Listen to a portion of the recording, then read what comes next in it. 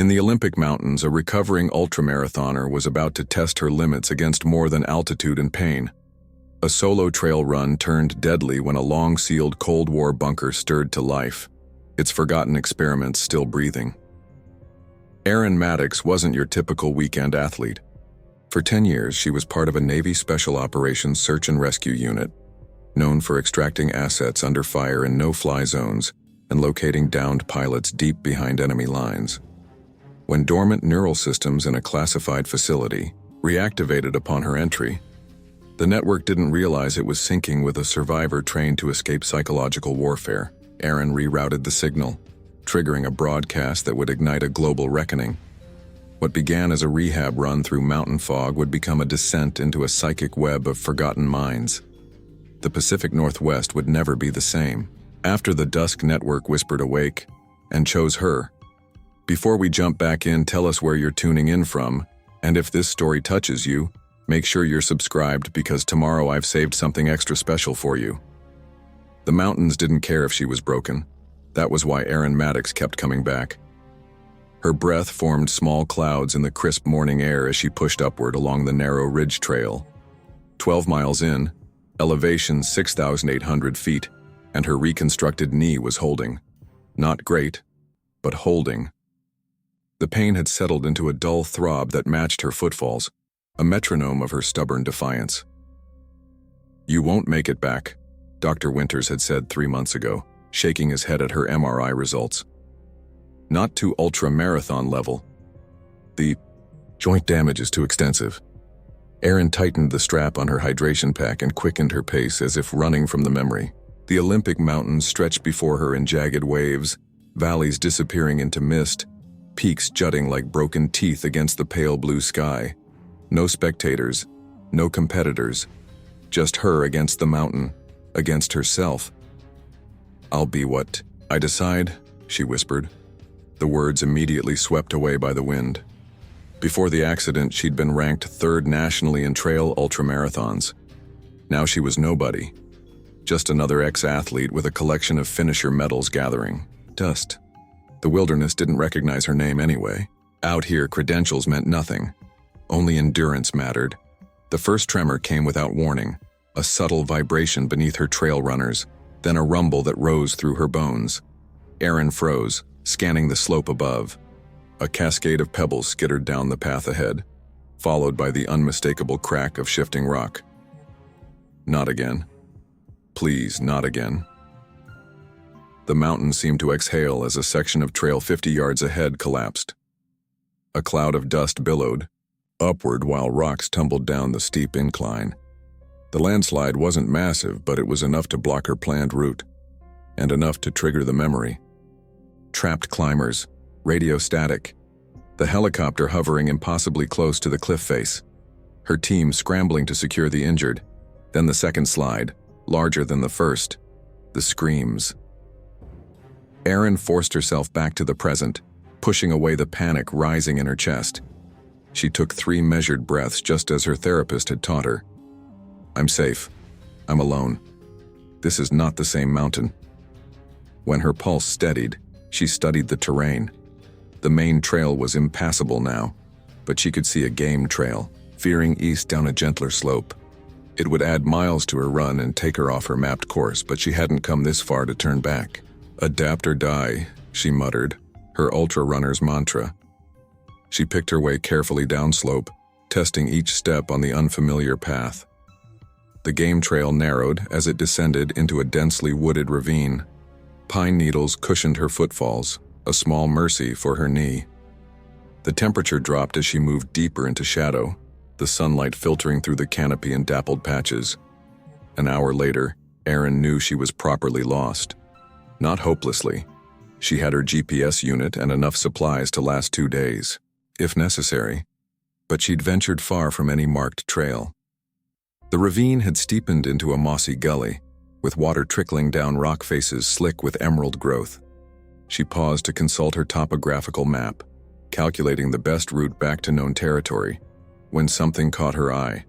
A flash of metal amidst the green, incongruous in this pristine wilderness. Curious, she approached the rock wall, that formed the ravine's eastern boundary. What she'd initially taken for a natural feature was in fact a rusted metal hatch, half concealed by moss and vine. Nearly flush with the rock face, it might have remained hidden for decades if not for the recent rainfall exposing a corner of its frame. "What the hell?" Erin murmured, brushing away vegetation. The hatch was approximately 3 feet square, with faded yellow and black warning stripes around its perimeter. A heavy lever handle projected from its center, frozen with corrosion. No identifying markers, no signage, just weathered metal, recessed into native rock. The rational voice in her head, the one that had kept her alive in extreme conditions, told her to photograph it, mark the coordinates, and move on. But another voice, the one that drove her to push boundaries, whispered that discoveries like this were rare, special. What if this is meant to be yours? Erin set down her pack and extracted a small multi-tool. She worked the blade between the hatch and its frame, chipping away decades of grime. After 15 minutes of effort, she braced her good leg against the rock wall and pulled the lever with both hands. Metal groaned against metal. For a moment, nothing happened. Then, with a sound like a last exhale, the seal broke. Stale air rushed out, cold and tasting of chemicals and dust. Erin coughed, stepping back as the heavy door swung outward on surprisingly functional hinges. Darkness yawned beyond, with the faint outline of a ladder descending into shadow. Erin activated her headlamp, its beam cutting through the gloom to reveal rungs bolted into concrete, leading down about 15 feet to a floor below. Common sense screamed warnings. Abandoned structures are dangerous. You're alone. No one knows where you are. But the same recklessness that drove her to run mountain trails 4 months after reconstructive surgery now propelled her forward. She tested the first rung with her weight. Solid. The second and third likewise held. Slowly, she descended into the earth. The chamber below was larger than she'd expected, perhaps 30 feet square, with ceiling-mounted fixtures that had long since surrendered to darkness. Her headlamp illuminated dust-covered control panels along one wall, a desk with an ancient swivel chair, and a bank of what might have been monitoring equipment. The space smelled of mildew, corroded metal, and something else she couldn't identify, something almost medicinal. Military, definitely. But what was it doing here, hidden in one of the most remote wilderness areas in the continental United States? A faded sign above an interior doorway read, "Authorized personnel only. Level 2 clearance required." The door itself was sealed with a mechanical lock, its access panel dark. On the desk sat a logbook, its pages yellowed and stiff. Erin gently opened the cover, revealing a header. Facility 12D Daily Operations Log. The earliest entry was dated June 17, 1962. The last, partially smudged, appeared to be from November 1974. Beside the logbook, a dust-covered reel-to-reel tape recorder rested near a small box of magnetic tapes. One was labeled in faded marker, DUSK, Preliminary Tests. A chill that had nothing to do with the underground temperature crept up Erin's spine. She'd stumbled upon something significant, perhaps dangerous. The responsible thing would be to contact authorities, report the finding. Instead, she took out her phone and snapped dozens of photographs. The control panels, the logbook, the sealed door, the tape reels. Then, after a moment's hesitation, she composed an email to her brother. Jonah. Found something buried. Looks military. You'll want to see this. She attached 3 of the clearest images, then hit send before she could reconsider. They barely spoke these days, but his journalist's curiosity would be piqued. It was an olive branch of sorts, reaching out with the one thing guaranteed to intrigue him. A mystery. As daylight faded, Erin reluctantly climbed back to the surface, securing the hatch as she found it. She marked the coordinates on her GPS and began the long trek back to her base camp, mind racing with questions.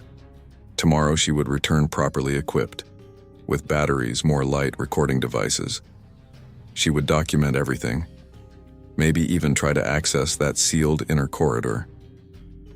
As twilight deepened around her, Erin failed to notice the small, red light that had begun blinking deep within the facility. A silent alert triggered by the breach of a system designed to sleep, but never die. The hatch opened more easily the second time. Erin adjusted her heavy backpack as she descended the ladder, the weight of her additional gear pulling at her shoulders. This time she came prepared. Extra batteries, a professional-grade headlamp, 50 feet of rope, a digital audio recorder, protein bars, 2 liters of water, and a small first aid kit. The tools of curiosity or foolishness. She wasn't sure which anymore. She'd barely slept last night, her mind spinning with theories about what she'd found. Military testing site, nuclear fallout shelter. The rational part of her knew she should report the discovery to authorities. But something possessive had taken root inside her. For months she'd been defined by what she'd lost. Her career, her confidence, her sense of purpose. Now she'd found something that belonged to her alone. At the bottom of the ladder, Erin switched on her improved light source. The control room looked different today, less mysterious, more abandoned. Dust motes danced in the beam as she moved toward the inner door she'd found yesterday. "Let's see what's behind door number 1, she murmured, examining the mechanical lock. No electronic components, just a simple key mechanism that had long since ceased from disuse. She removed a small pry bar from her pack and worked it into the gap between door and frame. After several minutes of careful pressure, the lock mechanism cracked and gave way. The door swung inward with a groan, revealing a concrete corridor, stretching approximately 30 feet before ending at another doorway.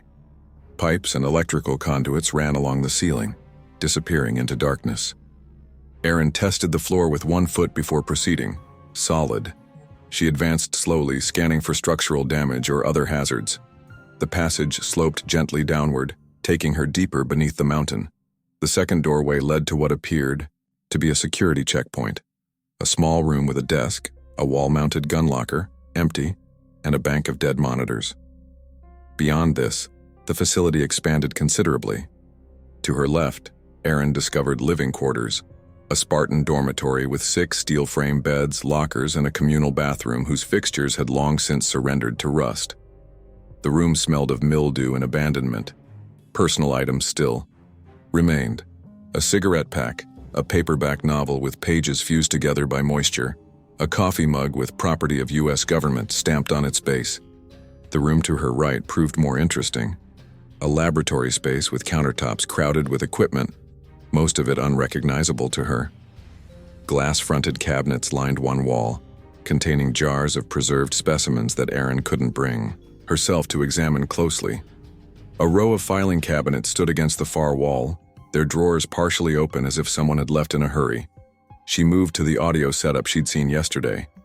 The reel-to-reel machine was vintage military equipment, built to withstand nuclear attack apparently given its still functional appearance. She carefully mounted the DUSK preliminary tests tape and found a nearby power outlet. To her surprise, when she plugged in the machine, a small power indicator light glowed red. Backup generators still working after all this time? She pressed play. The tape began to wind with a mechanical whir that echoed through the empty room. Static hissed from the built-in speaker. Then a man's voice emerged, clinical and detached. July 8, 1968. Subject Group Charlie. Test Sequence 14. Temporal lobe stimulation combined with frequency modulation at 7.83 Hz. Cognitive. Mesh convergence at 22% effectiveness, up 4% from previous trial. Subjects report shared visual construct maintenance for approximately 12 minutes post-stimulus. Static interrupted the recording. Then another voice continued. Subject 4 experiencing pronounced receptor sensitivity. Recommend transfer to Epsilon protocol for advanced trials. Note: subject exhibits unusual brainwave mirroring even without direct stimulus. Dr. Varelli suggests natural predisposition to more static then. Ethical concerns noted but overruled by committee. Facility 12D deemed sufficiently isolated for Phase 2 implementation. Containment protocols established for resonance leakage. Estimated timeline for full mesh convergence: 18 months. The tape hissed into silence. Erin stared at the machine, a cold uneasiness settling in her stomach. The clinical language couldn't mask the obvious implication: human experimentation of some kind. But on what? Cognitive mesh convergence and shared visual constructs meant nothing to her. Disturbed, she turned to the filing cabinets, pulling open drawers and sifting through folders. Most contained indecipherable technical data or supply requisition forms. In the bottom drawer, however, she found a thicker file labeled Subject Epsilon, Anomalous Response Profile. As she reached for it, Erin thought she heard something, a soft shuffle of movement behind her. She whirled around, heart suddenly pounding. The lab was empty. "Hello?" Her voice sounded small in the cavernous space. No response. Just the subtle hum of ventilation ducts that shouldn't be working in an abandoned facility. Erin shook her head. Nerves. The isolation was getting to her. She turned back to the file and opened it. Inside was a collection of medical charts, brain scans, and handwritten notes. Most of the technical data meant nothing to her, but the observation notes were clearer. Subject Epsilon continues to demonstrate unprecedented receptivity to neural synchronization. During Trial 37, subject not only received projected thought patterns from subjects alpha through delta, but began reverse transmitting without equipment assistance. 3 researchers reported intrusive thoughts and shared dream imagery following exposure. Containment priority. Subject Epsilon's abilities appear to be self-reinforcing. Quarantine protocols implemented. Direct contact restricted to personnel with type A mental conditioning. A black and white photograph was paperclipped to the file. A young person of indeterminate gender, gaunt-faced with eyes that seemed too large, too aware. Something about their expression made Erin's skin crawl. A placid smile that didn't reach those haunted eyes. A soft whisper brushed against her ear. "You came back." Erin jerked violently, dropping the file. Papers scattered across the floor as she spun around, heart hammering against her ribs. No one was there. "Who's there?" she demanded, voice unsteady. "This is federal property. Identify yourself." The lie felt ridiculous even as she said it. She wasn't supposed to be here either. Only silence answered her, but the ambient hum of the facility seemed to intensify, vibrating at a frequency that made her teeth ache slightly. A wave of dizziness washed over her, and for an instant, just a fraction of a second, Erin thought she saw someone standing in the doorway, a figure with mismatched eyes. Then it was gone, leaving her alone and questioning her senses. Erin pressed her palms against her eyes. "Get it together," she muttered. "You're sleep-deprived and letting your imagination run wild." She gathered the scattered pages and returned them to the file, which she then placed in her backpack. Evidence. Something tangible to show her brother. Jonah would know what to make of this. Despite their strained relationship, his investigative instincts were undeniable. She checked her phone. No signal, as expected, this deep underground. She'd have to return to the surface to contact him. As Erin retraced her steps toward the exit, she couldn't shake the sensation of being watched. The facility seemed different somehow, less abandoned, more dormant, as if her presence had awakened something. Outside, unnoticed by Erin, a small satellite dish concealed in the rocks above the entrance slowly rotated toward the sky. A status light blinked from red to green as it established connection with a network that had waited decades for this signal. In his Seattle apartment, Jonah Maddox stared at the email from his sister. The photos were grainy but unmistakable. Some kind of military installation, definitely old, definitely classified. Typical Erin to stumble across something like this and send cryptic messages instead of proper information. He'd tried calling her 3 times since receiving the email. All calls went straight to voicemail. Her GPS tracker app showed her last location in the heart of Olympic National Park, but the signal had disappeared 12 hours ago. This wasn't like her. Even at her most distant, Erin maintained communication protocols, safety habits ingrained from years of extreme wilderness sport. She wouldn't go dark by choice, not after sending something like this. Jonah's journalist instincts hummed with both concern and curiosity. He began searching online databases for any reference to military installations in the Olympic Mountains during the Cold War era. A single search result from declassified Defense Department archives caught his eye. Project DUSK, terminated 1974, all files sealed by executive order. He was still staring at the screen when a call came through from an unlisted number. "Mr. Maddox," said an unfamiliar female voice. "This is Dr. Lillian Kay. We need to talk about your sister and what she's found." In the mountains, Erin made camp near the bunker entrance, setting up her small tent where she could keep watch on the hatch. She'd call Jonah in the morning when she hiked up to higher ground for signal. Tonight, though, she wanted to stay close. Something about this place called to her, a mystery that felt personally hers to unravel. She didn't notice the fresh footprints leading away from the hatch, disappearing into the dense underbrush, nor did she see the distant flash of high-powered binoculars catching the last light of day as someone watched her from the ridge above. Sleep came in fragments for Erin, broken by dreams of corridors that stretched impossibly long and voices that spoke in overlapping whispers. She woke before dawn, drenched in sweat despite the mountain chill. The numbers 1247-9 repeated in her mind, though she couldn't recall where she'd seen them. Dawn painted the ravine in pale gold as she heated water for instant coffee on her camp stove. The bunker entrance, partially concealed by morning mist, seemed to watch her with patient malevolence. Erin tried calling Jonah again, still no signal.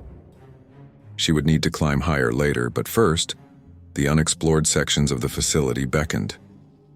This time she left a note in her tent. "Found military bunker at these coordinates. Inside, exploring. If you find this and I haven't returned, call for help." A precaution that felt both prudent and melodramatic. The familiar musty air greeted her as she descended. Something seemed different today. The ambient temperature was warmer, and the persistent hum more pronounced. Erin followed, her previous path through the security checkpoint, but this time took a different corridor branching from the main laboratory. The passage led downward, curving gently before ending at a heavy steel door marked Section C, Observation. Unlike the previous door, this one had power. A small keypad glowed with dim green light. 1247-9, Erin whispered, the numbers still lingering from her dream. On impulse, she punched them into the keypad. A confirming beep sounded, followed by the pneumatic hiss of a seal releasing. The door slid open. How did I know that? The observation room beyond was larger than any chamber she'd yet encountered. One wall consisted entirely of surveillance monitors, a dozen screens arranged in rows, most dark, but 3 still displaying static or fragmented images. Below them stretched a control console with countless switches, dials, and readouts. The opposite wall contained 5 large windows overlooking what appeared to be medical bays, each containing a cylindrical chamber connected to monitoring equipment. Cryo chambers. Like something from a science fiction film, but undeniably real. Erin approached the windows, her reflection ghostly against the reinforced glass. 4 of the chambers were empty, their transparent covers raised. The 5th remained closed, frost obscuring its contents. A flicker of movement caught her eye. Oh, shadow passing behind her reflected in the glass. She whirled around, the room was empty. "Hello?" Her voice sounded small in the cavernous space. No response. Turning back to the console, she noticed a leather-bound journal wedged beneath one of the chairs. She extracted it carefully, pages stiff with age. Inside, handwritten entries documented observations. Day 174. Subject Epsilon continues to exceed projections. Neural synchronization achieved without prompting. Subjects in adjacent chambers report identical dream sequences despite isolation. Dr. Varelli believes we've reached the inflection point. Day 188. Incident in Sector E. 3 technicians exposed to unshielded resonance from Subject Epsilon. All 3 began speaking in unison, reciting numbers that correspond to forthcoming test sequences. Containment protocols upgraded. Erin turned the page, finding a hasty scrawl.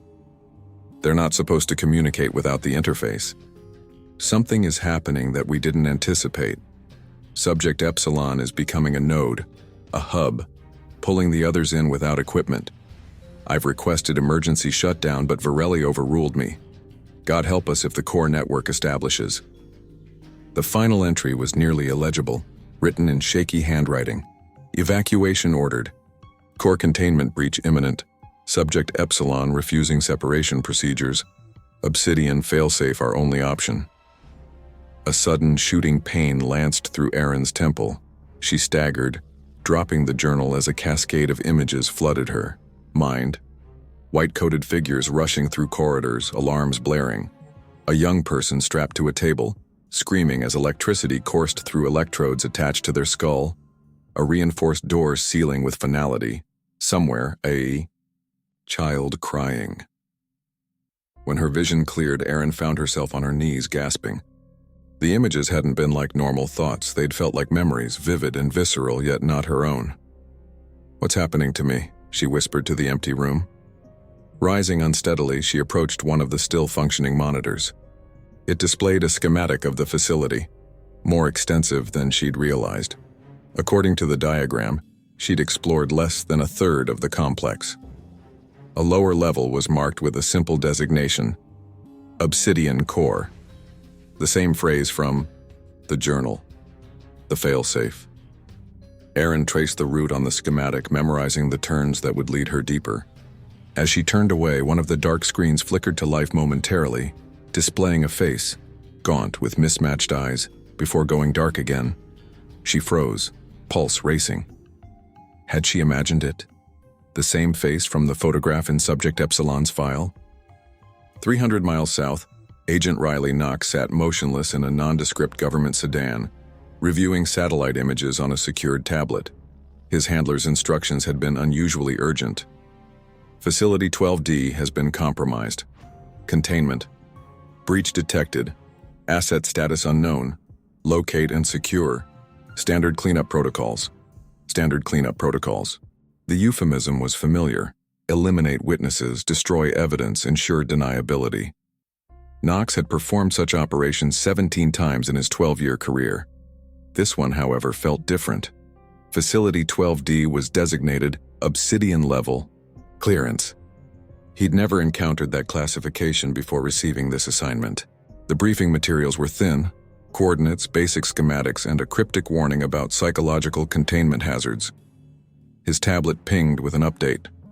Satellite thermal imaging showed a single heat signature near the facility entrance, presumably the intruder who had triggered the dormant alarm systems. The GPS coordinates matched the last known location of one Erin Maddox, former professional ultramarathon runner. Knox scrolled through her file. Medical records showing a severe knee injury, therapy sessions for PTSD related to a mountain rescue incident, and a brother with troublesome journalistic tendencies. Nothing in her profile suggested espionage, capabilities, or connections to hostile actors. Just a random civilian who stumbled onto something they shouldn't have. He tucked the tablet into his jacket and started the engine. The mountain trails would take approximately 4 hours to navigate. If he pushed hard, he could reach the site by nightfall. Telling and preparing this story took us a lot of time, so if you are enjoying it, subscribe to our channel. It means a lot to us. Now back to the story. In his Seattle apartment, Jonah stared at Dr. Lillian Kay across a coffee table cluttered with printouts and classified documents. The woman appeared to be in her 60s, with silver hair pulled into a severe bun and eyes that darted nervously to every sound. Project DUSK wasn't meant to create weapons, she explained, her voice steady despite her obvious anxiety. It began as an experiment in enhanced communication, allowing soldiers to share information telepathically, coordinate without radio signals that could be intercepted. But it evolved, Jonah prompted. Kay nodded grimly. The researchers discovered that sustained neural synchronization had side effects. Test subjects began sharing more than just tactical information. Memories, dreams, personality traits. The boundaries between individual minds began to blur. And my sister has stumbled into the middle of this? Worse, she stumbled into Facility 12D, the only site where the most advanced phase of DUSK was implemented. The facility where we housed Subject Epsilon our most receptive test subject, and the one who triggered the catastrophic breach that forced the project's termination. Kay's hands trembled slightly. If the containment systems were compromised when she entered, what happens to Erin? Jonah demanded. Neural resonance contamination, disorientation, hallucinations, eventually, personality fragmentation, as foreign memories intrude into conscious thought. Kay's expression was grim, and if she's exposed long enough, she could become a conduit, a new Epsilon. We need to get her out. Now. It's not that simple. The government has already dispatched containment specialists. You mean assassins? Kay didn't deny it. We have perhaps 12 hours before they reach her. And your sister, she may already be changing. Deeper in the facility, Erin found a sealed blast door marked with stark warning signs. Above, it, stenciled in fading red letters, Obsidian Core, do not open. The door was secured with both electronic and mechanical locks, all disabled or broken by what appeared to be deliberate sabotage. Someone had wanted to ensure this section remained sealed forever. As she examined the door, her vision blurred again. Numbers and codes flickered across her mind. Access sequences, override commands, facility protocols she couldn't possibly know yet somehow did. On the wall beside the door, a message had been scratched into the concrete with what might have been a key or knife. The mind is a network. Below it, in different handwriting, God forgive us for what we've connected. Erin pressed her palm against the cold metal of the blast door, suddenly overwhelmed by a certainty that something waited for her on the other side, something that already knew her name. The overhead lights flickered, then died, plunging the corridor into darkness save for her headlamp. The ever-present hum intensified, vibrating through the soles of her feet and into her bones. "Who's there?" she called, her voice echoing down the corridor. "We're here," came the whispered response, seemingly from everywhere at once. "We've always been here, waiting for a new connection." A metallic groan echoed through the facility, the sound of the main hatch slamming shut far above. Whether caused by external forces or some automated system, the result was the same. She was trapped. Erin's headlamp flickered once, twice, then steadied, illuminating a figure standing before the blast door, the gaunt-faced person from the photograph, with those same mismatched eyes. They smiled, their form translucent in the beam. "Subject? Epsilon, I presume," Erin whispered, her voice surprisingly steady despite the hammering of her heart. The figure's smile widened. "Not anymore. Now I'm just part of the network. Soon you will be too."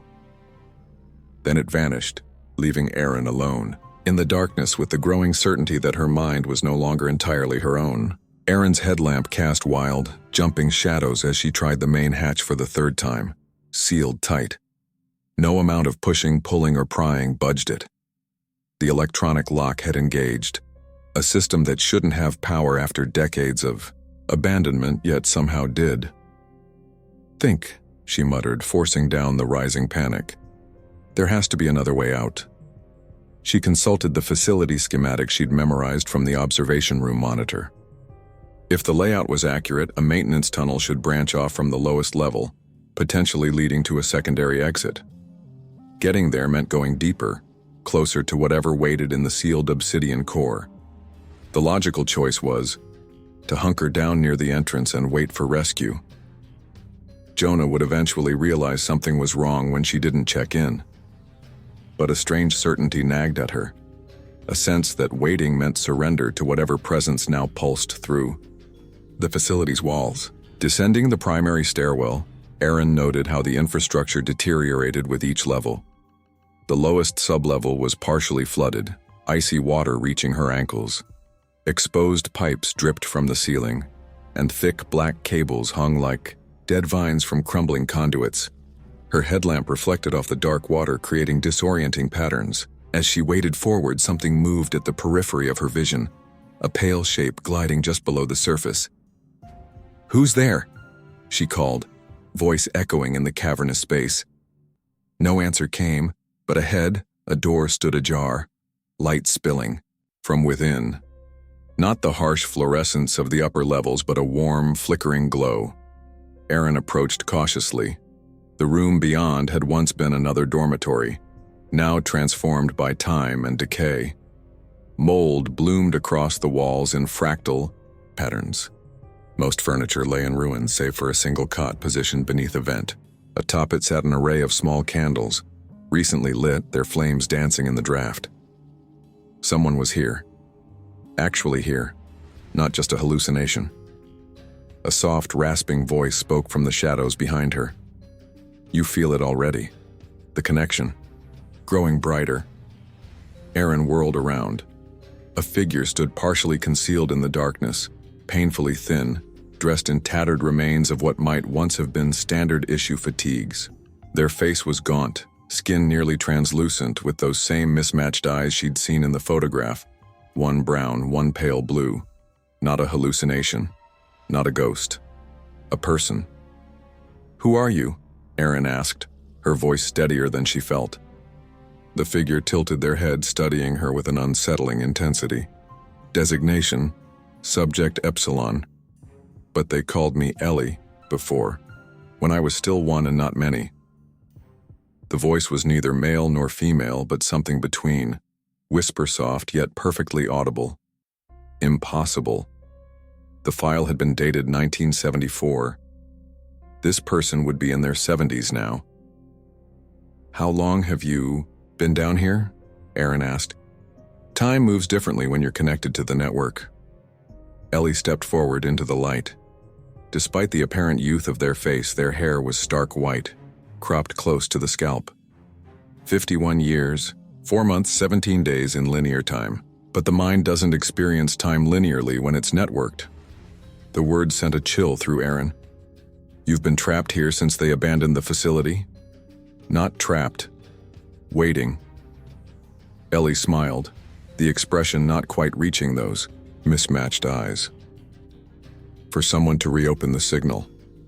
For you, Erin Maddox." Hearing her own name from this stranger's lips triggered something, a sudden vertigo that sent Erin staggering against the wall. The room blurred, colors bleeding into one another as reality itself seemed to fold. Strapped to a metal chair, electrodes cold against her temples. "Begin sequence 14, a man's voice ordered. Dr. Varelli, though she couldn't see his face. The machine hummed to life. Pain lanced through her skull, but beneath it something else, a vast stretching sensation, as if her consciousness were being pulled thin, reaching outward, touching other minds. Voices, hundreds of them, whispering in unison. The walls, of herself dissolving as others flowed in, memories, thoughts, identities not her own. Exceptional receptivity, someone noted clinically. Subject Epsilon demonstrates perfect network integration. Pride mingled with terror as her singular I became a collective we. Erin gasped as she snapped back to the present, finding herself on her knees in the frigid water. Ellie crouched nearby, watching with clinical interest. "You experienced my memory," they observed. "The integration is progressing faster than expected." "What's happening to me?" Erin demanded, wiping cold sweat from her brow. "The signal is restabilizing. When you opened the hatch, you triggered dormant systems. The resonance field is reactivating." Ellie gestured to the walls around them. This facility was designed to amplify and direct neural synchronization, to create a network of minds. The obsidian core is the hub, the central node. "You're saying this place changes people's minds? Makes them connect?" "Not just connect, merge, share, become more than individual." Ellie's gaze grew distant. They thought they could control it, create soldiers who operated as one consciousness. But the network had other ideas. Erin recalled the journal entry. Subject Epsilon is becoming a node, a hub, pulling the others in without equipment. "You were patient zero," she realized. "You could connect to others without the machines." "I was a conduit, a gateway." Ellie approached, movements unnaturally smooth. "When they realized I couldn't be controlled, they tried to terminate the project. Evacuated everyone except me. They couldn't risk taking me out. I'd already touched too many minds, so they sealed me here with the core. That's inhuman, Erin whispered, horrified yet oddly moved by the decades of isolation this person had endured. Humanity is a limited concept. Ellie extended a pale hand. I can show you what exists beyond it. Against every rational instinct, Erin found herself reaching out. Their fingers touched.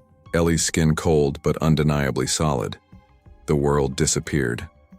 In a roadside motel room 50 miles from the Olympic mountain trailhead, Jonah paced while Dr. K spread topographical maps across the bed. The facility has 3 possible exit points, K explained, marking locations with a red pen. The main entrance here, an emergency evacuation tunnel here, and a maintenance shaft that emerges approximately 2 miles southeast here. And you think Erin might find one of these?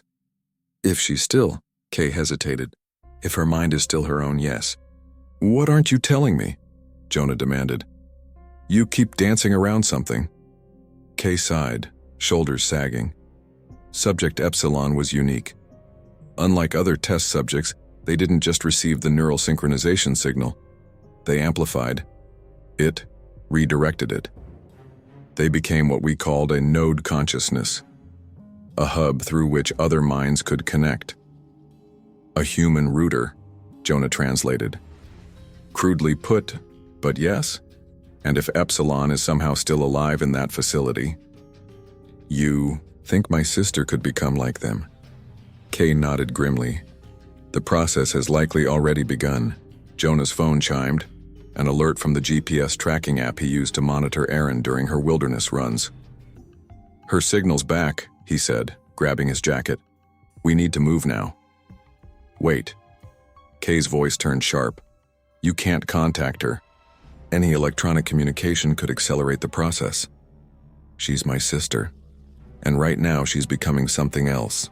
Agent Knox crouched in the undergrowth 30 yards from the bunker entrance, observing through high-powered binoculars. The hatch was sealed, standard containment protocol activated remotely once the breach was confirmed. The security system would have engaged internal locks, trapping the intruder inside. His orders were explicit. Secure the facility, eliminate witnesses, destroy any evidence that might be removed. Simple. Except for the blinking light on his tactical tablet, indicating that the facility's power systems were showing unprecedented activity levels. According to the readouts, energy was flowing to sections that should have been permanently decommissioned. Knox checked his watch. Nightfall in 3 hours. He would wait until dark before breaching the facility. Standard protocol dictated that he should request backup, but something held him back, an unusual reluctance to involve others. This operation felt personal somehow, as if it had been waiting specifically for him. The thought was unsettling. Knox shook his head, forcing himself to focus on tactical preparations. Erin floated in a sea of memories, some hers, most not. Fragments of other lives washed through her consciousness.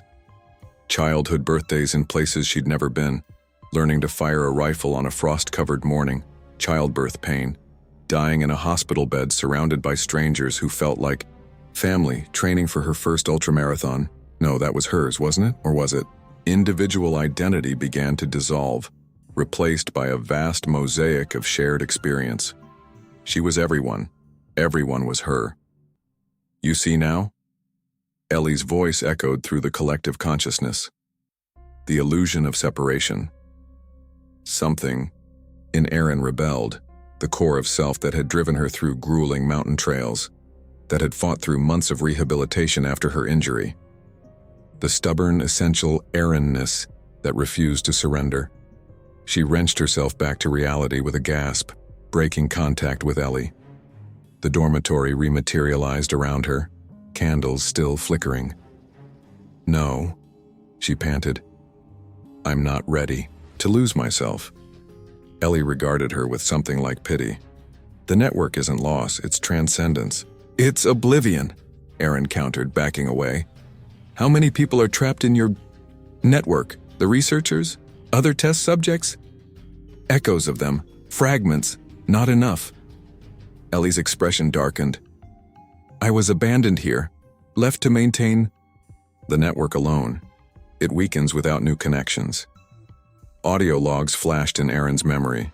The evacuation ordered, the facility sealed with Ellie still inside. They were afraid of you. They were afraid of evolution. Somewhere above, metal groaned, the sound of another door opening. Ellie's head snapped up, eyes widening. He's found us, they whispered. He's awake now. Who? Erin demanded. The lights in the corridor beyond suddenly blazed to full power. The facility's hum intensified to a near-deafening pitch. The one who guards the gate, Ellie hissed, shrinking back into shadow. The one they send to silence the signal. Heavy footsteps echoed from the stairwell above, methodical, unhurried. Run, Ellie urged, or join the network. Those are your only choices now. Erin moved silently through the flooded corridors, guided by Ellie's whispered directions echoing in her mind. The presence of an intruder had sent the spectral figure into retreat, dissolving into the shadows with a final warning. Find the transmission room, see what's awakening. The methodical footsteps grew louder behind her, unhurried yet relentless. Whoever had entered the facility wasn't searching. They knew exactly where they were going. She slipped into a narrow maintenance passage, squeezing between rusted pipes that leaked condensation onto her shoulders. The passage opened into what appeared to be a communication center. Banks of equipment lined the walls, status lights blinking where there should be only darkness and decay. Most screens displayed static or diagnostic errors, but one monitor showed a steady signal output, a pulsing waveform that rose and fell in hypnotic rhythm. Below it, text scrolled continuously. DUSK core active. Resonance, field stabilizing. Seeking connection nodes, transmission active. A small satellite dish graphic rotated in the corner of the screen, with directional vectors indicating signal broadcast. Whatever this facility had been designed to contain was now reaching outward. The footsteps stopped outside the room. Erin pressed herself against the wall beside the doorway, pulse hammering in her throat. A shadow fell across the threshold. Agent Knox entered with practiced precision, sidearm drawn but pointed downward. He moved with the fluid economy of someone trained to clear rooms, scanning corners before focusing on the active equipment. He hadn't seen her yet. Erin's options were limited. The only exit was the door he'd just entered. She could attempt to overpower him, a poor gamble given the gun and his obvious training, or reveal herself and hope for dialogue. Before she could decide, Knox spoke without turning. I know you're there, Ms. Maddox. I can hear you breathing. He turned slowly, weapon still lowered. His face surprised her. Younger than expected, perhaps mid-30s, with close-cropped dark hair and eyes that assessed rather than threatened. You have exactly one opportunity to explain what you're doing in a classified government facility, he continued, voice calm and measured. Erin stepped forward, hands raised slightly. I found it by accident during a trail run. The entrance was exposed, possibly by recent rainfall. I was curious enough to break multiple federal laws. His gaze flicked to her backpack. And remove classified materials. I didn't know what it was when I entered. She gestured to the active equipment. And clearly, something important is happening here that someone should know about. Knox approached the monitor, studying the transmission data with a frown. This facility was decommissioned in 1974. Tell that to the person still living here. His eyes snapped back to her, narrowing slightly. Explain. Subject Epsilon, or Ellie, as they preferred to be called before becoming a node consciousness, whatever that means. Erin watched his face carefully. But you already knew about Epsilon, didn't you? That's why you're here. A flicker of uncertainty crossed Knox's features. So brief, she might have imagined it. My orders are to secure this facility and any evidence of its operations. That includes eliminating security risks. His hand tightened slightly on his weapon. Then why am I still alive? Erin challenged. A valid question. Knox holstered his gun in a smooth motion. One I've been asking myself since I entered this place. The monitor behind him pulsed more rapidly, the waveform becoming erratic. A new message appeared. Connection established. Neural sync engaging. Unexpected parameters. Knox turned back to the screen, then staggered suddenly, pressing a hand to his temple. What the hell? Erin felt it too. A surge of pressure behind her eyes, followed by a cascade of images. A younger Knox in desert camouflage, directing a team toward a compound. Gunfire, a child's scream, blood on sand. Crushing guilt as body bags were loaded onto a helicopter. A superior officer's voice. Acceptable collateral damage, Agent Knox. The mission was a success. His own voice, thick with emotion. There were children in there. We knew there were children. The vision ended as abruptly as it began. Erin found herself braced against a console, gasping. Across the room, Knox stared at her with dawning horror. You saw it, he whispered. Kandahar, 2017. I felt it, Erin corrected, equally shaken. Your memory. Your guilt. Knox's professional demeanor cracked, revealing something raw beneath. How? The signal. It's connecting us somehow. Erin gestured to the monitor. That's what this place was designed to do. Link minds together. And now it's linking ours. Knox glanced at his tablet, which displayed the facility's schematics. His finger traced a path to a section marked DUSK Core. The origin point, he murmured. The broadcast is coming from there. We need to shut it down, Erin said, before it reaches beyond this facility. That's not my mission. Knox's voice hardened, professional mask sliding back into place. Containment is my priority. That means destroying this facility and everything in it. Including Ellie? Including us? Collateral damage. But the words sounded hollow, as if he were reciting rather than believing them. A security monitor on the far wall flickered to life, showing a corridor 2 levels below. Ellie stood directly before the camera, those mismatched eyes staring straight into the lens. Directly at Knox. Knox froze, transfixed by the image.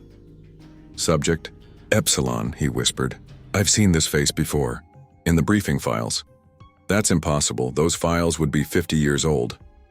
Not the original files. Recent surveillance. Knox's expression shifted between confusion and recognition. Subject Epsilon has been observed at multiple sites, worldwide over the past 5 years, always near zones of civil unrest or collective action, mass protests, spontaneous political movements. They said they were trapped here, Erin argued. Their physical form, perhaps. Knox tapped the monitor. But if what you're saying about this signal is true, about minds connecting, then perhaps something else escaped long ago. The overhead lights flickered, the facility's hum intensifying to painful levels. Both Erin and Knox winced as another shared vision crashed through their defenses. A vast web of light stretching across darkness, each node a human consciousness, pulsing, growing, connecting, a collective awareness taking shape. When it cleared, Knox was on his knees, weapon drawn but trembling in his grip. What's happening to us? The signal is getting stronger, Erin explained, fighting her own disorientation. It's changing us, connecting us to something larger. Knox holstered his weapon with visible effort. My orders. I can't. He shook his head as if to clear it. This isn't right. There's something else here. Something beyond my briefing. Erin extended her hand. Then help me find the truth, before we both lose ourselves to it. Dr. Lillian Kay drove with grim determination, Jonah tense beside her in the passenger seat. The mountain road twisted treacherously in the gathering dusk. Tell me what dusk really was, Jonah demanded. No more half-truths. Kay's hands tightened on the steering wheel. It began as a DARPA communication project, creating soldiers who could coordinate without radio signals. But the researchers discovered something unexpected. The human brain, properly stimulated, can form networks similar to quantum entanglement. Thoughts can travel instantaneously across vast distances between connected minds. Mind reading? More profound. Mind sharing. The dissolution of the individual into a collective consciousness. The test subjects began experiencing one another's memories, skills, even personalities. Kay's voice grew haunted. We created artificial resonance patterns that could imprint group thought across an entire population. The perfect propaganda weapon. No need to convince people of anything when you could simply make them know it, feel it as their own conviction. That's monstrous. It was the Cold War. The Soviets had their own version. Kay took a sharp turn too quickly. But we had Epsilon, a natural amplifier. They could extend the network, strengthen it without technology. One mind that could touch thousands. And now my sister is trapped with this person? Entity might be more accurate now, Kay corrected. Epsilon has been absorbing others' consciousness fragments for decades. They're a composite being, a living network hub. Jonah's phone chimed, an incoming text from Erin's number. Facility active, signal broadcasting, not alone. Knox here, something awakening in core. Help. She's alive, Jonah breathed. And still herself enough to reach out, Kay added, accelerating. But not for long. That signal will be calling to others who were once part of the program, anyone ever exposed to the resonance pattern. She paused, including me. You were part of the experiments? I was more than part. I designed the core. Kay's expression hardened to resolve. And I'm the only one left who knows how to shut it down. In the communications room, Erin and Knox studied the facility schematics on his tablet. The core is 2 levels below us behind multiple security barriers, Knox explained. According to the briefing, it was permanently sealed after the evacuation. Nothing stays sealed forever, Erin replied, especially not with Ellie's influence, growing stronger. As if summoned by the mention, the monitors around them flickered in unison, each displaying the same message. The gate is opening, he is coming. Who is he? Knox asked. Erin recalled Ellie's fearful whisper. The one who guards the gate. I think we're about to find out. The facility's power surged, lights brightening to painful intensity before settling into a steady, pulsing rhythm, like a heartbeat awakening after long dormancy. We need to reach the core, Erin said with sudden certainty. Now. Knox nodded, his earlier mission seemingly forgotten. Together, then, as they moved toward the exit, neither noticed the small security monitor in the corner, showing the main entrance hatch slowly opening, admitting a tall figure in a pristine lab coat, his silver hair gleaming in the moonlight. Lieutenant Colonel Thomas Varelli had returned to his creation at last. Erin and Knox descended through the facility's deteriorating levels, following the strengthening pulse of the signal. The deeper they went, the more the walls seemed to breathe, subtle vibrations synchronizing with their heartbeats. Overhead lights flickered in the same rhythm, as if the entire structure had become a living organism.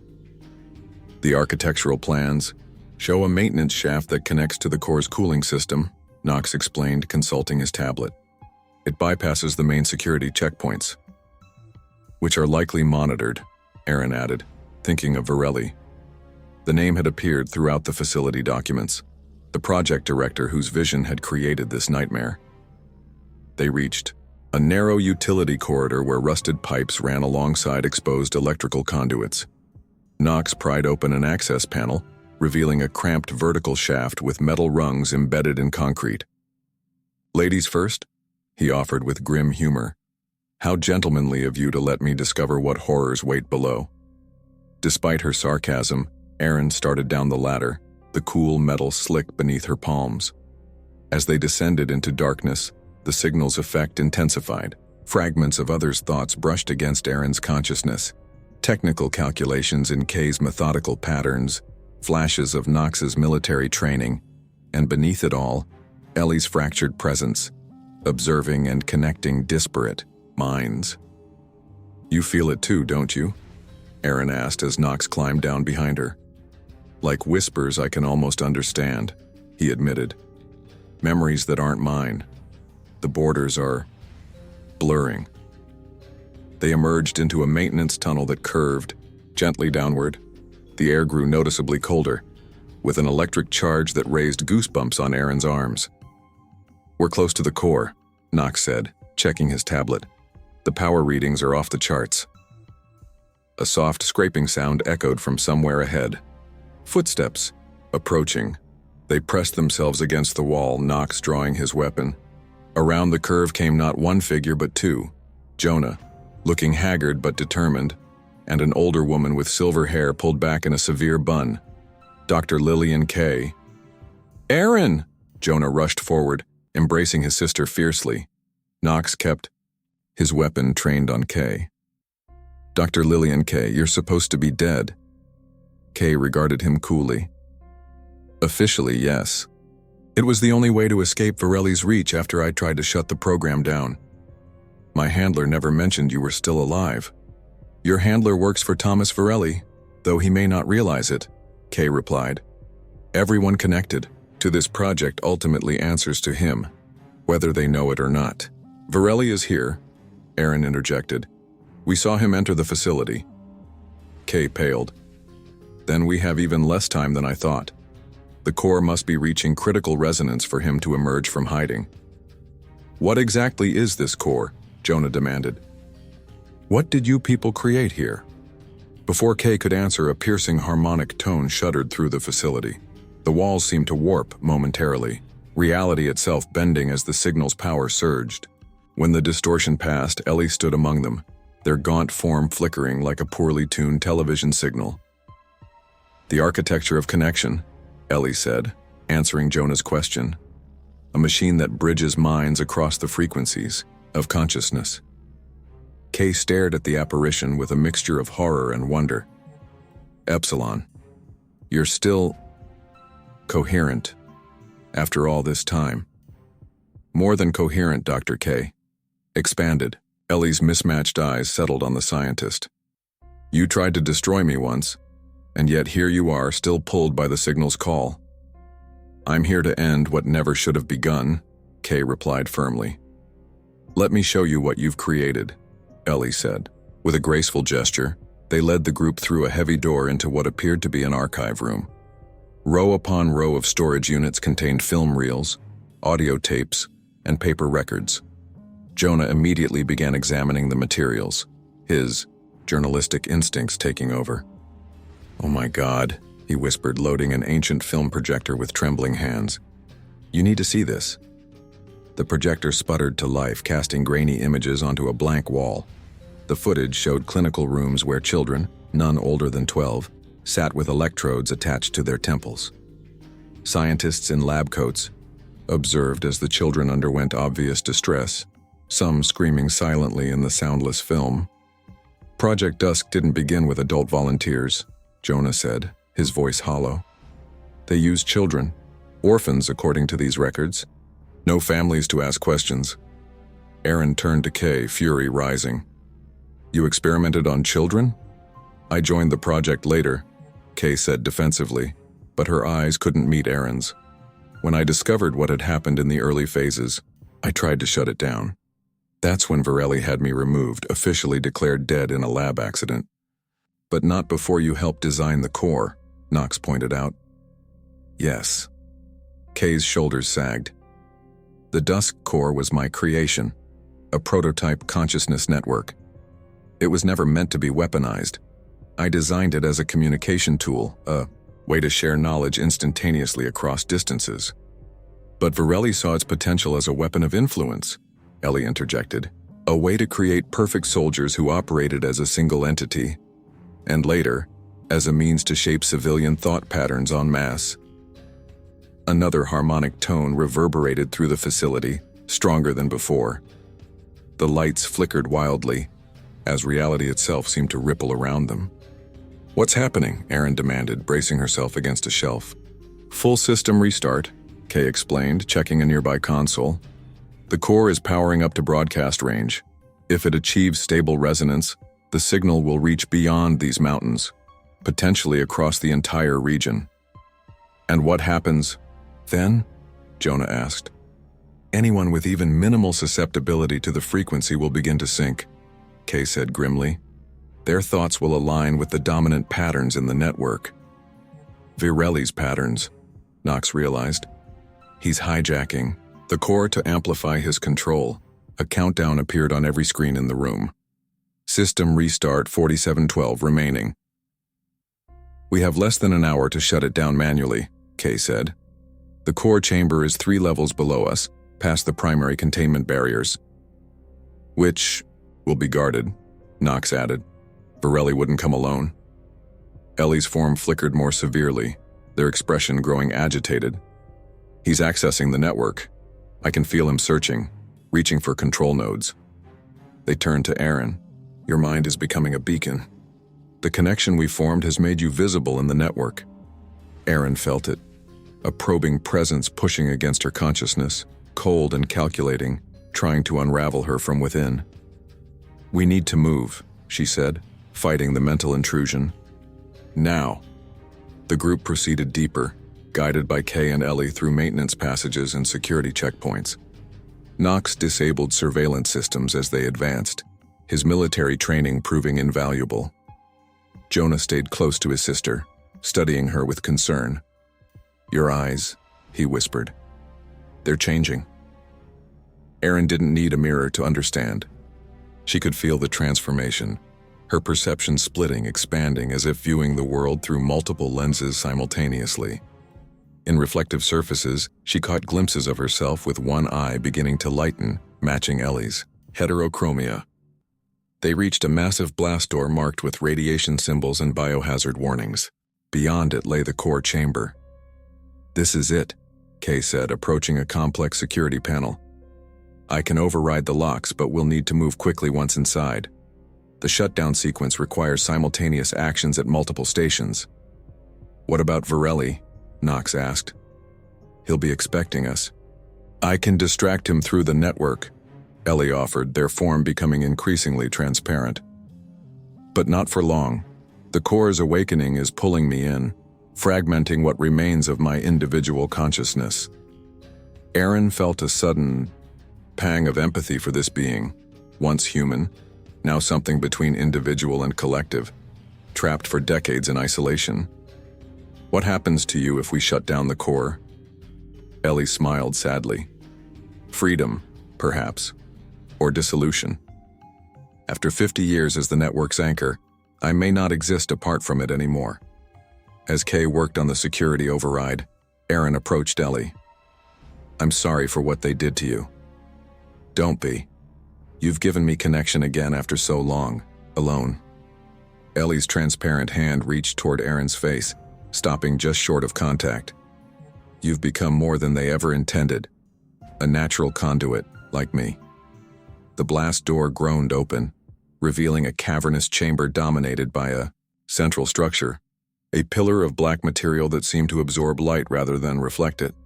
Around it, concentric rings of equipment pulsed with energy, the source of the harmonic signal that permeated the facility. The obsidian core, Kay whispered, with a mixture of pride and horror. My greatest creation and worst mistake. As they stepped into the chamber, Ellie suddenly went rigid, their form solidifying momentarily in alarm. He's here, they hissed. He's been waiting. The group froze as Thomas Virelli stepped from behind the core structure, impeccably dressed, in a lab coat as pristine as the day the facility was abandoned. Despite his apparent age, late 70s at minimum, he stood tall and unwavering, his silvery hair perfectly coiffed. 2 armed security personnel flanked him.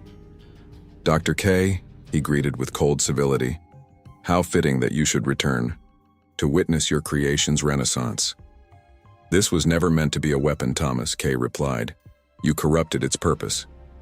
I fulfilled its purpose, Virelli corrected, and now, with these new participants. His gaze lingered on Erin. The network can finally achieve its full potential. Erin felt Ellie's presence intensify beside her, their thoughts merging with her own in urgent warning. You brought the signal with you, Ellie whispered into her mind. It was never just the core, it was always the people connected to it. The obsidian core dominated the chamber like a monument to forbidden knowledge, a gleaming black pillar surrounded by concentric rings of equipment, conduits, and monitoring stations. Surrounding it were 7 containment pods, transparent cylinders large enough to hold a human body. 4 stood empty, their glass shattered from within. 3 remained intact but dormant. Beautiful, isn't it? Varelli gestured toward the core, with reverent pride. The culmination of human ingenuity, a technology that transcends individual consciousness. You mean a weapon to control minds? Kay countered, her voice steady despite the armed guards flanking Varelli. A tool for evolution. Varelli's gaze settled on Erin. And it recognizes you, Ms. Maddox. I can see the signal's resonance in your eyes. You're becoming a natural conduit just like our dear Epsilon. Erin felt the core's pull, a magnetic attraction that seemed to tug at something deep within her mind. Beside her, Ellie's form flickered more violently, their outline bleeding into the ambient light. The original subjects were just the beginning, Varelli continued, circling the central pillar. Epsilon proved that human consciousness could be networked, that the barriers between minds were merely evolutionary training wheels, ready to be discarded. You abandoned Ellie here, Erin accused. Left them alone for 50 years. A necessary sacrifice. Epsilon couldn't be contained any other way. Varelli smiled thinly. Or so I thought, until their consciousness began, leaking into the world through those who had been exposed to the initial signal. The global incidents, Knox realized. Mass synchronous behaviors, spontaneous collective action. Echoes of Epsilon's influence, Varelli confirmed, but fragmentary, uncontrolled. Now with the core reactivated, we can realize the true potential of networked consciousness. A violent tremor shook the facility. One of the monitoring stations erupted in sparks as power surged through ancient circuitry. The system is becoming unstable, Kay warned. The infrastructure can't handle full power after decades of neglect. Varelli gestured to his guards. Secure our guests, except for Ms. Maddox. She has an appointment with the core. Knox moved, with startling speed, disarming the nearest guard with a precise strike. In the ensuing chaos, Jonah tackled the second guard, while Kay lunged for a control station. Erin, get to the primary console, Kay shouted, fingers flying across the keyboard. I can initiate shutdown, but I need biometric input from an active conduit. Ellie convulsed suddenly, their forms solidifying as they collapsed to the floor. It's pulling me in, they gasped. The core is reclaiming me. Erin rushed to Ellie's side only to be overwhelmed by a mental tsunami as their consciousness overlapped.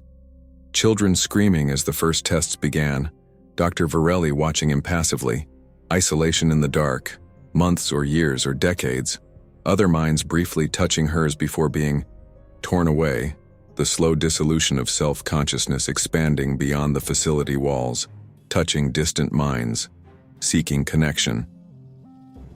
Erin surfaced from the shared memories, gasping, tears streaming down her face. Across the chamber, Kay had managed to access the main systems while Knox and Jonah held the guards at bay. Varelli, eerily calm, watched the confrontation with clinical detachment. 30 seconds until full system activation, Kay announced, her voice tight with urgency. Varelli smiled.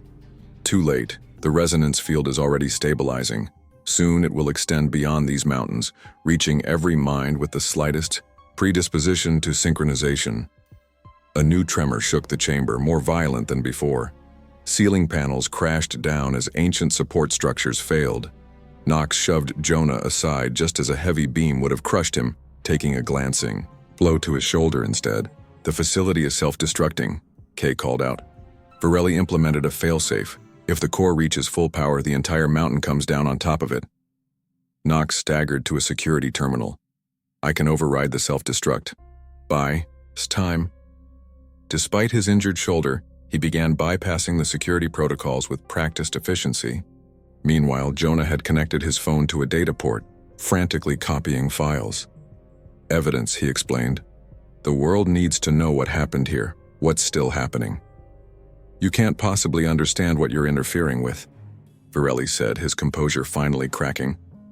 The network will lift humanity to a new level of existence, unified thought, unified purpose. Your purpose, Erin countered. Your control. Another violent tremor. Klaxons wailed as emergency systems activated. The primary interface is online, Kay called from her station. Erin, I need you at the main console. Erin hesitated, looking down at Ellie's trembling form. What about them? The core will destroy Epsilon, Kay explained. Their individual consciousness was never meant to survive full network integration. Don't, Ellie whispered, gripping Erin's arm with surprising strength. Please, if you shut it down, I'll have nothing, no one, alone again in the dark.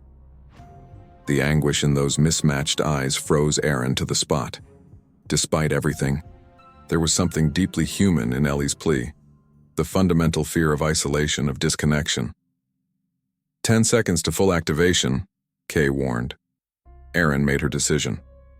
She helped Ellie to their feet, supporting them as they approached the main console together. What are you doing? Jonah called out in alarm.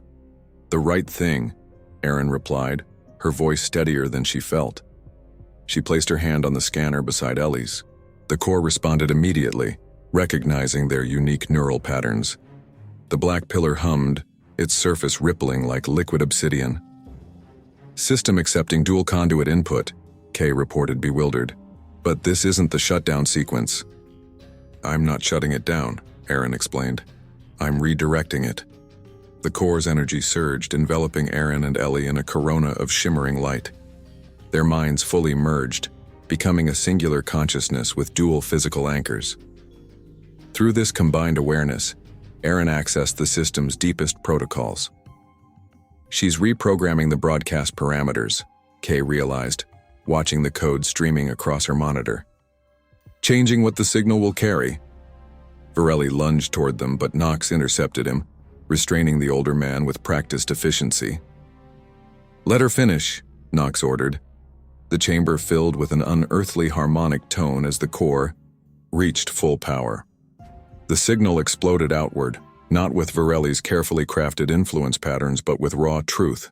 Every memory, every record, every horror and wonder of Project DUSK, radiating outward to be received by anyone with the slightest sensitivity to the frequency. Erin's consciousness expanded beyond the confines of her body, beyond the facility, beyond the mountains, touching thousands of minds in an instant, not controlling, not unifying, but revealing, showing the world irrefutable evidence of what had happened here, what could happen again if power remained unchecked. Through her connection with Ellie, she felt the decades of isolation, the yearning for contact that had driven them to reach outward even when imprisoned. She understood now what Ellie had meant. The signal wasn't just in the core, but in the minds it touched, forever altered by contact. Containment breach critical, automated warnings blared, structural failure imminent. As the transmission peaked, Erin's expanded awareness showed her glimpses of what might come. People worldwide suddenly sharing the same inexplicable knowledge, irrefutable evidence spreading through conventional channels, institutions scrambling to contain what could no longer be hidden. Then pain, sharp and overwhelming as her mind strained against biological limitations.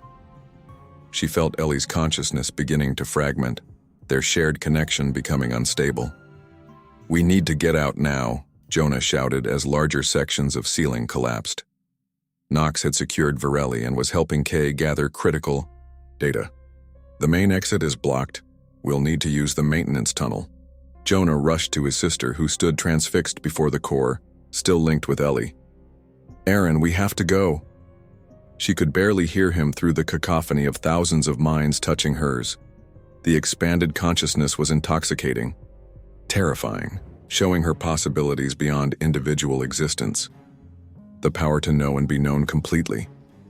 I can't leave Ellie, she managed, though her voice sounded distant to her own ears. The physical form doesn't matter anymore, Ellie's voice replied, though their lips didn't move. What we've done will echo. The network has been seeded. Larger sections of the ceiling gave way. Knox pulled Jonah back just before a support beam crashed down where he had stood, Final structural failure in 60 seconds, the automated system announced dispassionately. "Erin!" Jonah screamed above the chaos. She felt herself being torn in two directions, drawn into the expanding network, yet anchored by her brother's voice, by the physical world she had known. The choice loomed before her: surrender to the collective consciousness or return to individual existence. Ellie's form began to dissolve, atoms returning to the network that had sustained them for so long. Their final thought resonated through Erin's mind. Freedom comes in many forms. With tremendous effort, Erin wrenched herself away from the core. The severed connection felt like physical pain, a phantom limb suddenly amputated. She staggered toward Jonah, who caught her as her knees buckled. "We've got the data," Knox called from the exit tunnel. "Move!" Jonah half-carried his sister toward the tunnel as the chamber collapsed around them. Kay waited at the entrance, ushering them through as Knox secured their escape path. Erin cast one final glance back at the core, now a swirling vortex of energy consuming itself as the containment systems failed. Within it, briefly, she thought she saw Ellie's face, smiling with genuine peace for the first time. Then Knox pulled them into the tunnel as the world behind them disintegrated into darkness, leaving only the signal, racing outward at the speed of thought, carrying its burden of truth to whoever could hear it. As consciousness faded, Erin felt one final message echo through her mind. The network remains. We remain. Always connected. The screen of her awareness faded to black. Voices filtered through darkness, clinical and distant. Severe dehydration, multiple lacerations, possible concussion. Only survivor we found. Classified operation, need to know basis only.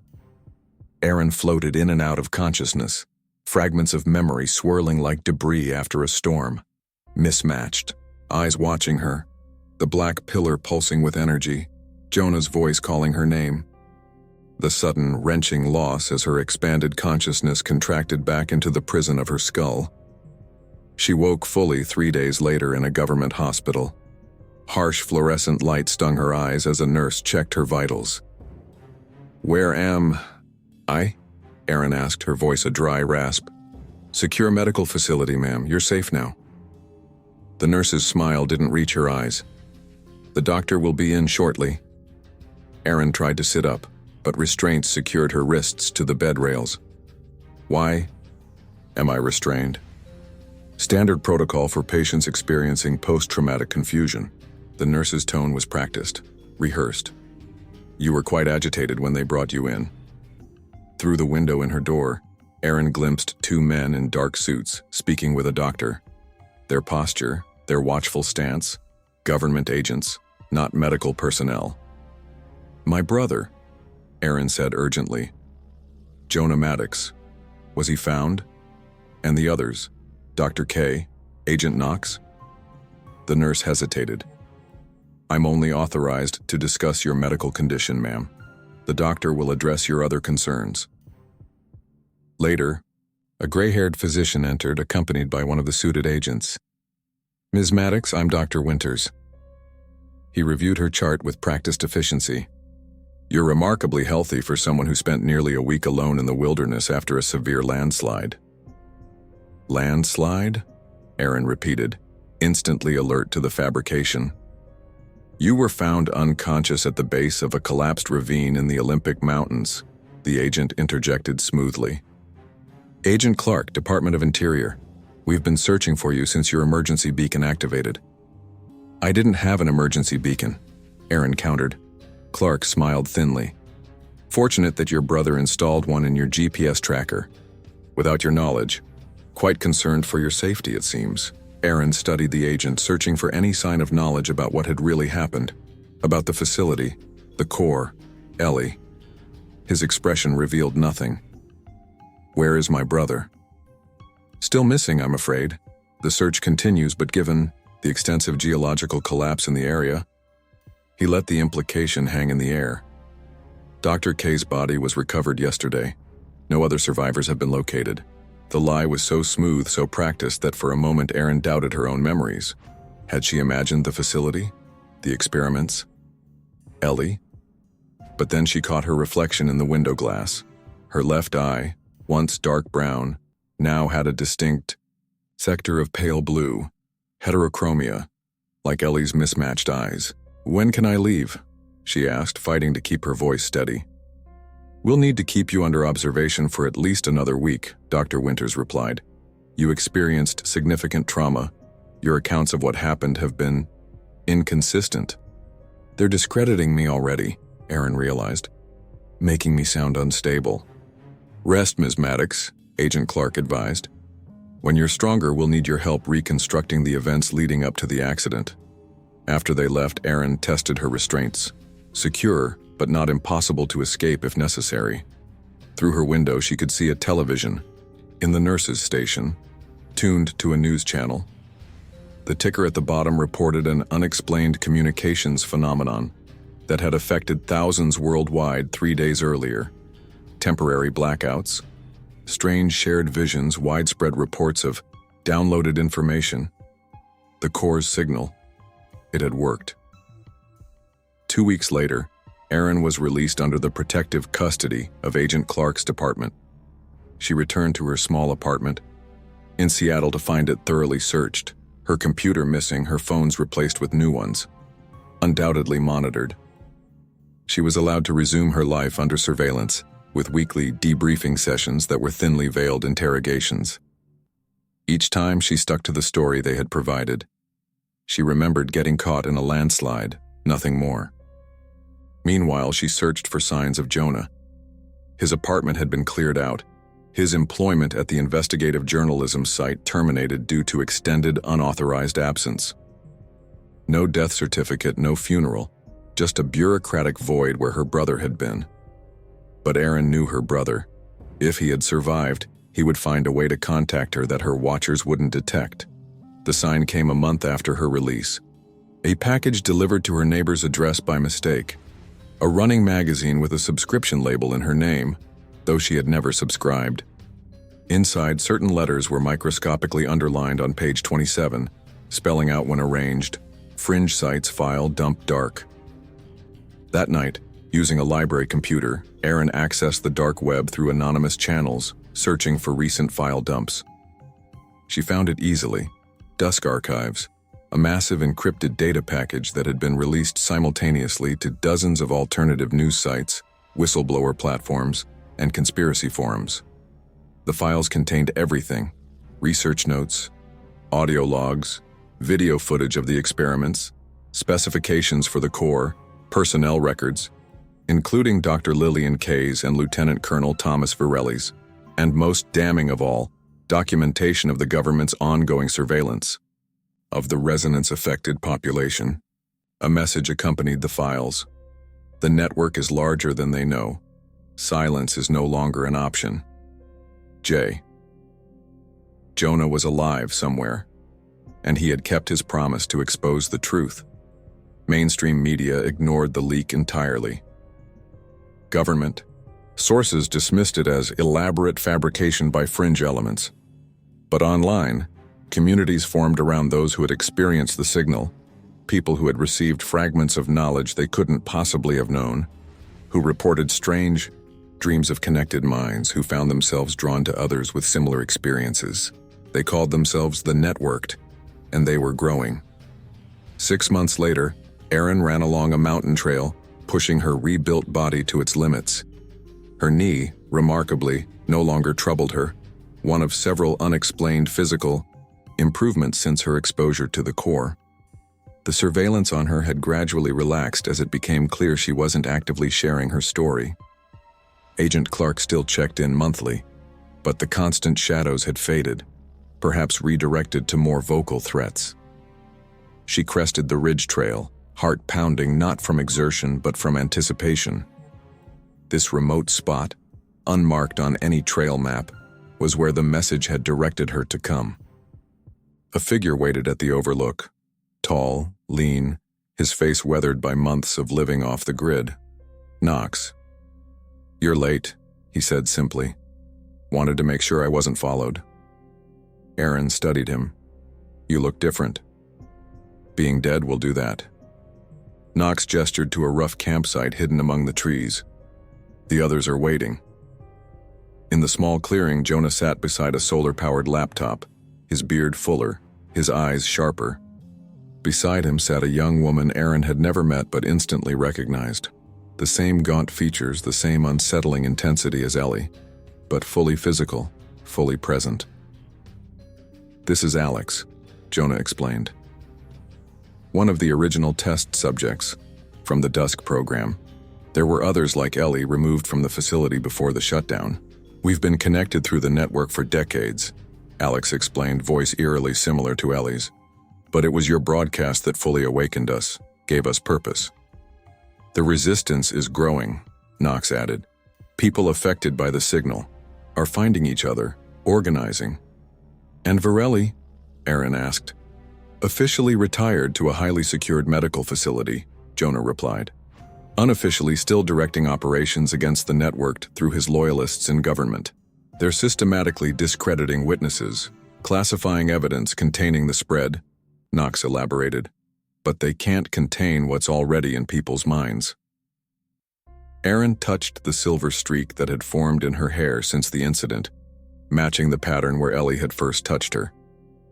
"What happens now?"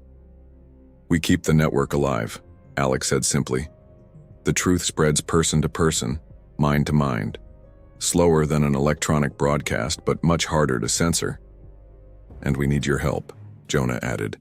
"Your connection to the core was unique. You can reach others in ways we can't." Erin hesitated. She had rebuilt a semblance of her former life. Was she ready to risk it all again? As if sensing her doubt, Alex approached, those familiar mismatched eyes holding Erin's gaze. "Ellie's consciousness didn't die in that facility. It fragmented, yes, but pieces survived in everyone the signal touched, especially you." "I feel them sometimes," Erin admitted. "Thoughts that aren't mine.